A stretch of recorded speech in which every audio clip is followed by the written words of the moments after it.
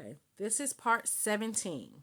And this is what I learned, or this is my theory, or what I believe to be fact regarding the New Jersey, the Civil Service Commission, and their discipline system. I believe, based on the evidence that I've seen, I believe that it's money laundering involved. And this is how the money laundering scheme works. Now, when I told you about RICO charges. RICO charges, it has to be, it's like 35 different charges. It has to be like crossing state lines to commit a crime, witness tampering, official misconduct. It's certain things that have to be done. Money laundering is one of those crimes where you qualify for RICO. The reason why I said it's money laundering, because if you know wholeheartedly that if you do something, number one, you'll get away with it. And number two, you can be compensated financially for it. And then you do it knowing it's wrong. It's money laundering. I believe, and it's not just the New Jersey judiciary, it's other departments or agencies in the state of New Jersey. I believe it to be true. If you're watching this video and you are a New Jersey employee, if you know of a New Jersey employee that this has happened to, please reach out to me. I did 2 documentaries on my case, my nephew one and my one, and I want to do a documentary on this case, because the only way it will be, attention will be brought to it, if we the people bring attention to it. I have a criminal justice degree, and I'm going to use my criminal justice degree by any means necessary. So we're going to investigate crime. But if this is happening as a taxpayer, it's an issue for me. If I believe that black individuals, black state workers, black New Jersey state workers, and I know this to be a fact, in the New Jersey judiciary, were brought up on departmental charges, were wrongly brought up on departmental charges, were falsely brought up on departmental charges for things and acts that, number one, they did not do, they should not have been brought up on, and 3, that people who were not brought up on. For example, remember the first case I told you, you go back to the video, and I was talking about how I was brought up on charges because I was accused of cursing in the bathroom. The witness, a Caucasian woman, said I didn't cuss. She was brought up on charges, and she was forced to testify against me, even though she said I didn't say what I was accused of saying. She was brought up on charges and threatened with a suspension for not cooperating with investigation. Now, then I was brought up on charges, and they had the 3 witnesses testify against me, saying I said stuff I didn't even say. One witness said I didn't say it, but she was told she would be written up like the other lady, so she said I said it. Then, now I'm being brought up the 3rd time. Now I'm being brought up on charges for neglect of duty and being incompetent, when their evidence shows that I was the highest assigned, the highest producing, and the charge for neglect and incompetence doesn't substantiate. I was told that it doesn't matter, let the process play out, and that's what the hearing office is for. So go through the process, even though you shouldn't have been brought up on the charges. Go through the process, and then on the other side of that, you got to accept whatever comes your way. But bringing people up on charges that you shouldn't brought them up on because you're not guilty of, it's money laundering. That's what it is. That's what the New Jersey judiciary was doing. Because I can name who have actually done things, who were, number one, not brought up on charges the way they should have been brought up on charges, or not given severely punished for the charges. Even the New Jersey judiciary not following their own policy with how they bring people up on charges. Remember when I said they said I was cursing, and that I said I didn't like white people, but they don't know when I said it. By law, you have 90 or 180 days. I'm not sure, because they make up stories and say when you bring a person up on charges. So here it is, July of 2024. They said that I said it in winter of 2013. It was beyond the 180 days. So hypothetically speaking, even if I did say it, they had 180 days to charge me. Since they didn't charge me, they should have never charged me that in the first place. But they don't care about their rules and their laws. They're going to charge me. Now, when I was suspended for those 30 days, they were compensated money.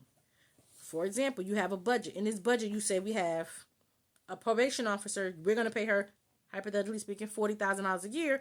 If I'm suspended for a month, instead of me making $40,000, now I'm making $35,000. Where does that $5,000 go? Money laundering. Now, I have a coworker. She was there since 1995. She was brought up on departmental charges from the year 2000 on charges she should not have been brought up on. For example, in 1 year, in March, she was late. March, April, May. In December, the New Jersey Judiciary came to her in December, said, we're going to write you up for being late in March, April, May. Based on the contract, you have 90 days to bring me up on departmental charges. If you don't bring me up on department, now she's a criminal investigator, she's not a probation officer, but if you don't bring me up within those 90 days, you can't bring me up. They were bringing her up on departmental charges over the time period for that was allowed for them to bring up on charges. And they will always find her guilty. And some of the charges that she was accused of, she didn't do.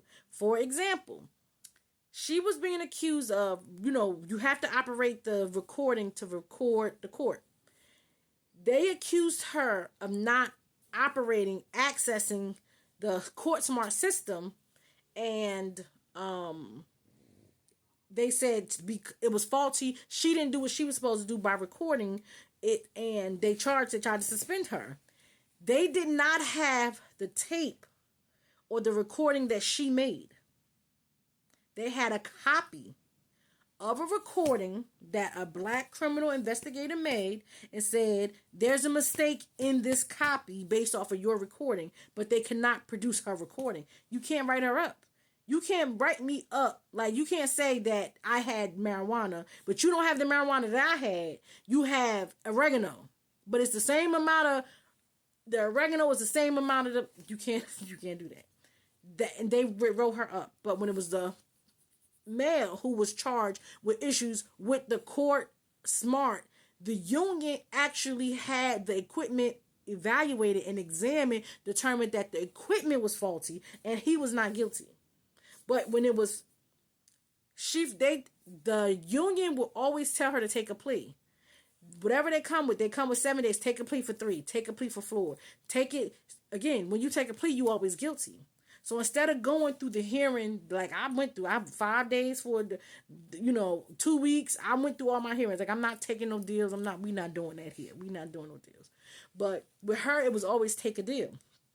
Always take a deal. So she didn't even get her real hearing. So she didn't get heard. She would go to the union and say, look, but this is not true. Here's the evidence. The union didn't even want to hear it. The union would just tell her to take a deal.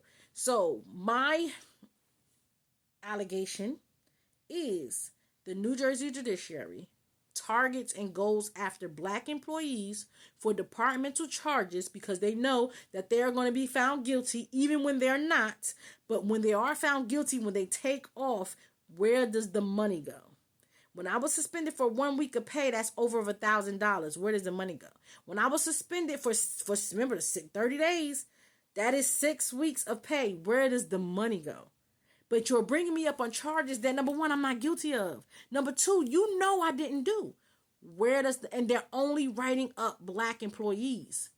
So if you are targeting a specific group of people with false, fraudulent departmental charges, and you are getting compensated financially by having these people being found guilty on charges that they didn't even do, or you substantiate it or take a plea deal so it doesn't even have the hearing, or like me, I've presented all the evidence, testified, laid out my case and everything, and it still didn't matter. You found me guilty even though you shouldn't even charge me in the first place. The deck is stacked against you. But baby, that's money laundering. Like, that's literally money laundering. It's not money laundering because I feel like it is. That's money laundering. If you knowingly bring up black people on departmental charges, they're not guilty of because you want to cut your budget or save money in your budget. That's money laundering. And that's what I believe is happening with the New Jersey Judiciary and other New Jersey agencies. And I've contacted the authorities, but I've been ignored. I think this